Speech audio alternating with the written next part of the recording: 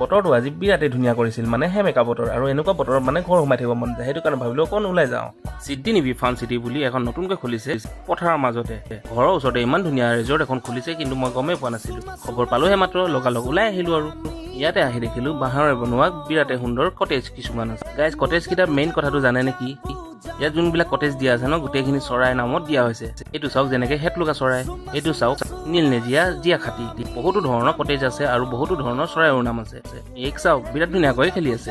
অকল সৰু বুলি নহয়, ডাঙৰ বিলাকো ইয়াত খেলিব পাৰিব কেৰেম। লগতে আপোনালোকে ইয়াত ডিজে নাইটৰ পাৰ্টিও উপভোগ কৰিব পাৰিব। বিহুৱতী বুলি চৰাই এটাও যে আছে, আজিহে প্ৰথম গম পাইছো। যি নহওক কিয় পৰিৱেশটো কিন্তু বিৰাটে সুন্দৰ। আপোনালোকে যদি ঢলা বা শদিয়াৰ ফালে যায় কেতিয়াবা, তেতিয়াহ'লে ইয়াত সোমাবলৈ কেতিয়াও নাপাহৰিব। খন্তেক ৰৈ এবাৰ সোমাই যাব আৰু বিৰাটে ভাল পাব। লগতে এই ৰিজৰ্টখনত খানা খাবৰ কাৰণে সুবিধা কোনো আছে। আপোনালোকে খাব বিচাৰিলে ইয়াত খাব পাৰিব। সো গাইজ আজি মিনি ব্লগটো ইয়াতে এণ্ড কৰো। যদি ফুল ভিডিঅ'টো চাম বুলি ভাবিছে তেতিয়াহ'লে পেজটো ফ'ল' কৰিবলৈ নাপাহৰিব। Bye bye.